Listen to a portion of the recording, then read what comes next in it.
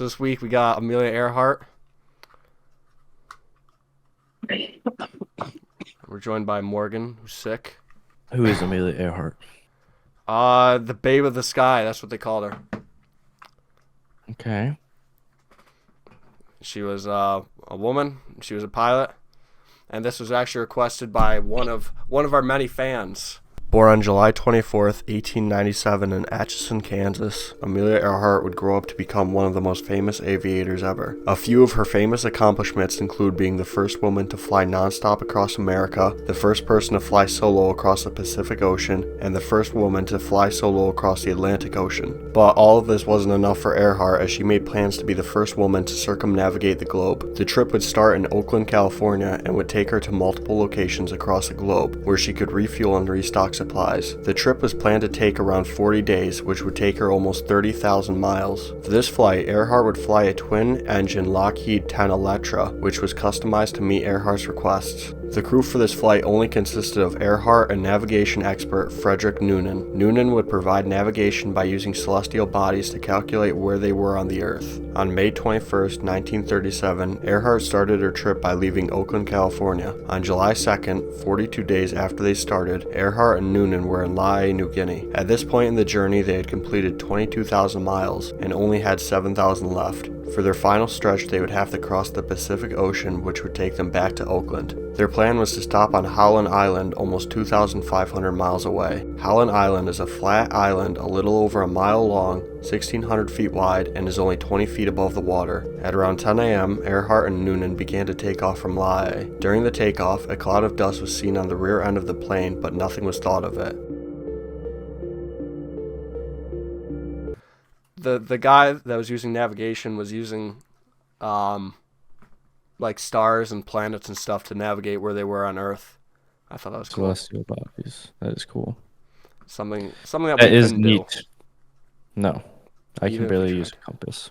Yeah. The Itasca, a U.S. Coast Guard ship, was positioned close to Howland Island to help guide Earhart. Two other U.S. ships were positioned on Earhart's path to serve as markers. Radio communication was to be made between Earhart and the Itasca. A smoke plume would also be used by the Itasca. Harry Belford, the radio operator for New Guinea Airways, noted that the headwinds were stronger than anyone had anticipated and sent transmissions to Earhart about this. However, Earhart did not respond to these transmissions. At 6:15 a.m., Earhart sent the Itasca a message saying that she was 200 miles out and asked for a signal bearing to see if she was on course. Unfortunately, the Itasca was unable to get bearings on her, and they were unable to contact her via radio. At 6:45, she repeated the same message, but the Itasca still couldn't get a bearing. More unfortunately, there was a heavy cloud cover which would make it difficult for Noonan to navigate. At 7:42 a.m., the Itasca received a transmission from Earhart saying, quote, "We must be on you, but cannot see you. Running out of gas. Only 1/2 hour left. Been unable to reach you by radio. We are flying at 1,000 feet." End quote. A little later, Earhart sent another message saying, quote, "We are on the line 157-337. We will repeat this on 6,210 KCS. Wait." End quote. This is the last official time anyone ever heard from Amelia Earhart. Soon after losing contact with Earhart, the Itasca began searching for her. Other planes and ships were also sent out to search. In total, 66 planes and 9 ships would search the area where it was thought her plane would have crashed. They stayed searching until July 18th, finding nothing, and Amelia Earhart was never heard from again. In the late 90s and early 2000s, the International Group for Historic Aircraft Recovery, TIGAR, did an investigation to find out why Earhart didn't receive any signals during her final flight. Earhart's plane, the Lockheed Electra, had a two-way radio. There was an antenna on top of the plane for transmitting signals and a receiving transmitter which was on the belly of the plane. After reviewing the takeoff footage from Lae, TIGAR theorized that the cloud of dust seen during takeoff could have been the belly antenna breaking off and being dragged. This would explain why Earhart was never able to receive any transmissions. Mm-hmm. I mean, yeah, doesn't seem very mysterious. Well, it's a big mystery. Well, I mean, is it? With all that, let's get into the theories. Our first theory is that Earhart was taken prisoner by the Japanese. As Earhart and Noonan realized they weren't going to find Howland Island, they could have made a split decision to fly northwest to the Japanese-occupied Marshall Islands. They would crash land somewhere close by and were found by the Japanese, who captured the two as prisoners. Some residents of the Marshall Islands claim to have seen Earhart's plane crash onto the island, and some have even said that they saw Earhart being held prisoner. In 2017, the History Channel uncovered an old photo taken in the Marshall Islands, which showed two people who resembled Earhart and Noonan. It also looks like their plane can be seen in the background. And that is the photo. Okay. I'm gonna level with you here. I have no idea what she looks like. Well, okay, she's the one that's bending over. Like, she's like crouched. She's the one that's crouched down in the middle of the people. In the back. Yeah, and Noonan is the one all the way on the left there. Okay. And so, I don't know. It's just I'm just stating what they thought. What fucking plane? I don't know. I'm just saying what they thought. But a few months after the History Channel came forward with this photo, the same photo was found in a Japanese language travel log, and it turns out the photo was published in 1935, 2 years before Earhart went missing. Okay, so... Get fucking pranked. Just fucking wasting our time on this channel. Going even further to debunk the theory, there is around 800 miles of ocean between the Marshall Islands and Howland Island, and if Earhart was running low on fuel, she would not have been able to make it. Alright.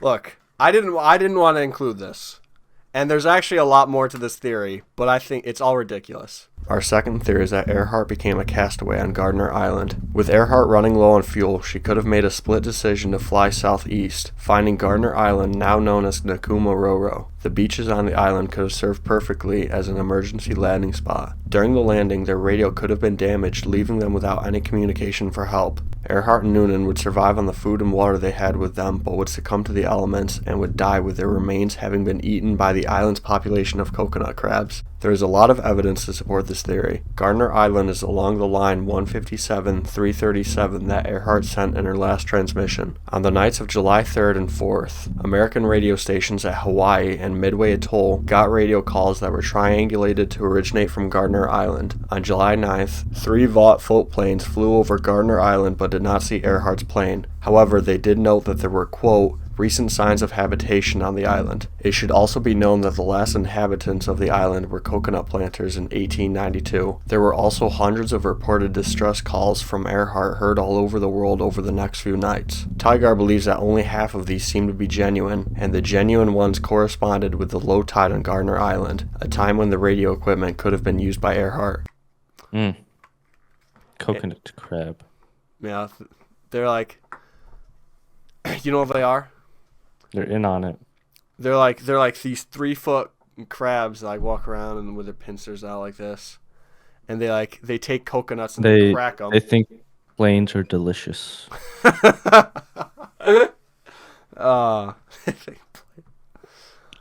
In 1940.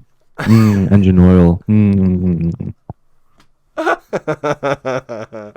In 1940, British colonizer Gerald Gallagher went to Gardner Island, where he discovered the remains of a small fire, a sextant box, and a partial human skeleton. Gallagher took the bones to physician D.W. Hoodless, who analyzed the bones. He came to the conclusion that they were not Earhart or Noonan's bones, saying they belonged to a short, stocky man of European descent. For whatever reason, Hoodless then threw the bones away, preventing any further analysis of them. But in 2018, anthropologist Richard L. Janitz released a paper describing how he used Hoodless's measurements of the bones and compared them to what Earhart's bone measurements would have been, and found that the bones very well could have been hers. This could very well be hers. I don't believe it. You don't believe what? Stupid. No, I don't believe.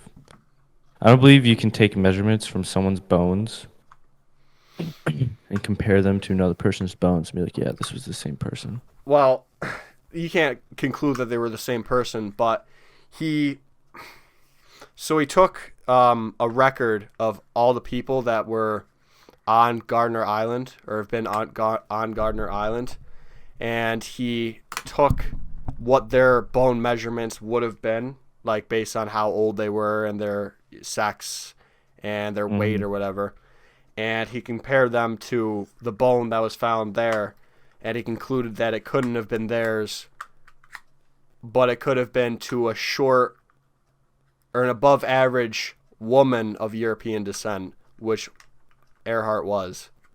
Damn. These bones kind of look like bones. They're probably hers because they're human.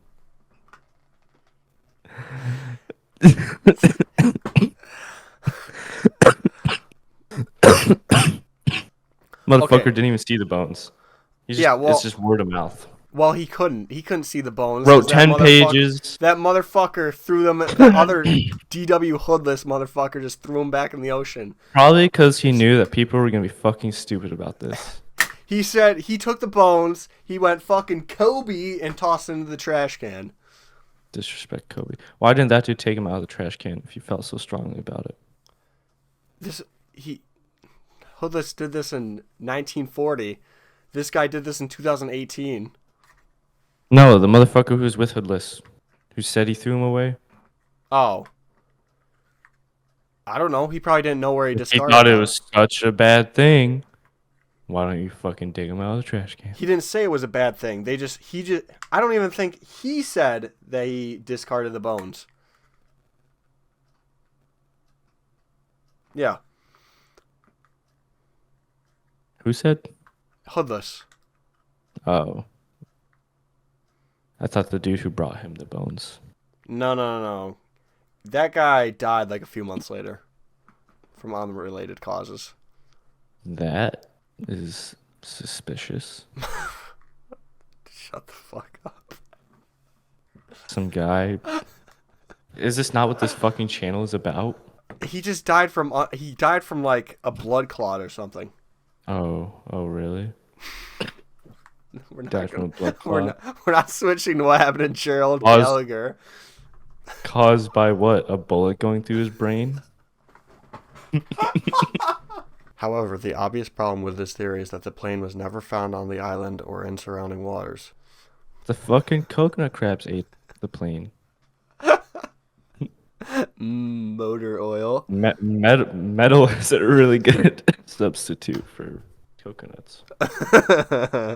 Our final theory is that Earhart simply crashed into the Pacific Ocean. Let's give reference as to how big the Pacific Ocean is. The Pacific Ocean covers 30% of our planet's surface, which is more than all of the land on Earth combined, and is also wider than Mars. There is even a part in the Pacific Ocean where you could be closer to astronauts on the International Space Station than any human being on the planet. Once again, Holland Island was about 1 mile long. This, combined with the heavy cloud cover, would make it difficult for Earhart to find the island, and for Noonan to use celestial navigation, so it's completely possible that they ran out of fuel and crashed into the ocean, dying on impact or survived for a while, but weren't able to call for help because their radio was destroyed. Many point to the fact that the fuel should have provided Earhart with 24 hours of flight, but with the headwind speed she faced, it's possible that she ran out of fuel earlier than she was supposed to. However, it should be noted that with all the empty fuel tanks, the Electra should have floated for at least a few days.